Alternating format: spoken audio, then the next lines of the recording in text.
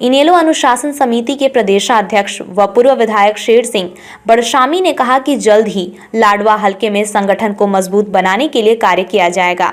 उन्होंने कहा कि लाडवा हलके के हर बूथ पर 5 सदस्यों की एक कमेटी बनाई जाएगी जो घर घर जाकर पार्टी की नीतियों का प्रचार करेगी।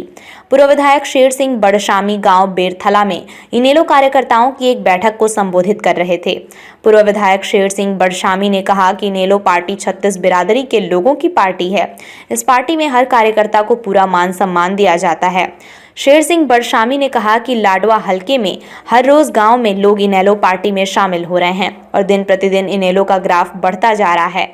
उन्होंने कहा कि वर्तमान में इनेलो सरकार ने प्रदेश में सबसे ज्यादा युवाओं का रोजगार देने का काम किया, जो कोई भी आज तक कोई सरकार नहीं कर पाई है।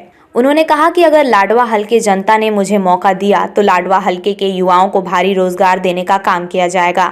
उन्होंने कहा कि इनेलो का कार्यकर्ता सबसे मजबूत है, जो बूथ पर चट्टान की तरह खड़ा रहता है।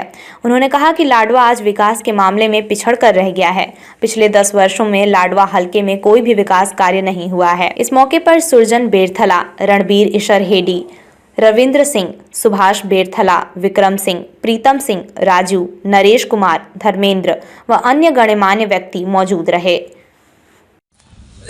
अन्यथा तो कुछ एक विशेष समुदाय के लोग आते थे, सांसद विधायक चुन के चले जाते थे और सत्ता का सुख भोगते थे।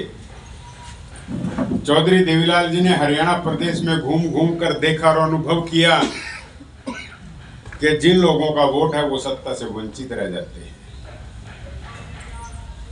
चौधरी साहब ने 36 बरादरी के लोगों को अग्रणीय किया, राजनीति में सक्रिय किया।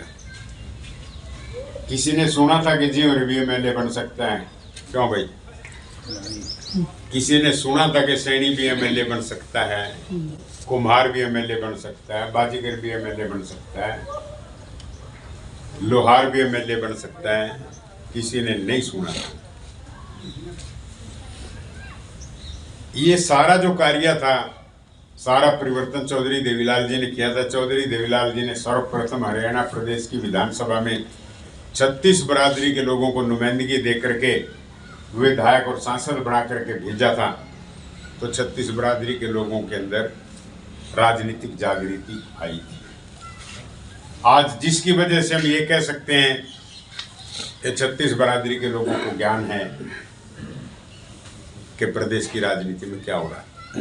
और यहाँ के परिवर्तन की वजह से एक बात और मैं खुले शब्दों में कह रहा हूं आपसे कि आज हिंदुस्तान का कोई ऐसा प्रदेश नहीं है, कोई ऐसा राजनीतिक दल की सरकार नहीं है कि जिसमें 36 बरादरी के लोगों की भागीदारी न हो।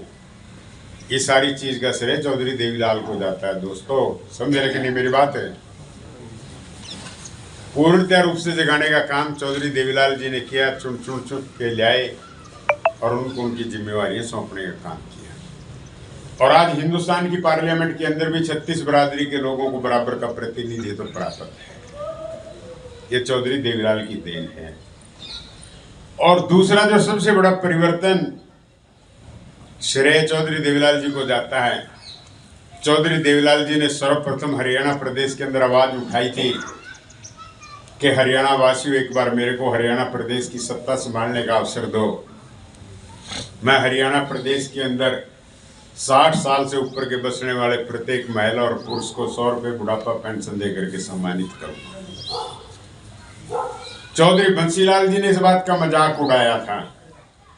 बंसीलाल जो समय के मुख्यमंत्री थे, बंसीलाल जी ने कहा था मैं पढ़ा लिखा मुख्यमंत्री हूँ, BA LLB हूँ।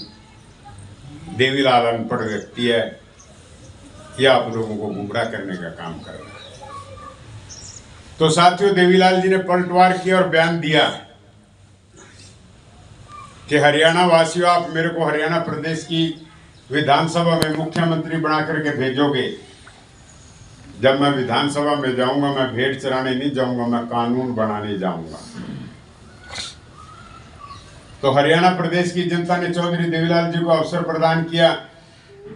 चौधरी देवीलाल जी हरियाणा प्रदेश के मुख्यमंत्री बने और चौधरी देवीलाल जी ने जाते ही पहली कलम से कानून बनाया कि हरियाणा प्रदेश के अंदर बसने वाले हरियाणा प्रदेश के 60 साल के ऊपर के महिला और पुरुष को 100 रुपये बुढ़ापा पेंशन सम्मान के रूप में दी जाएगी। जो आज बढ़ करके कई हजार तक पहुंच चुकी है।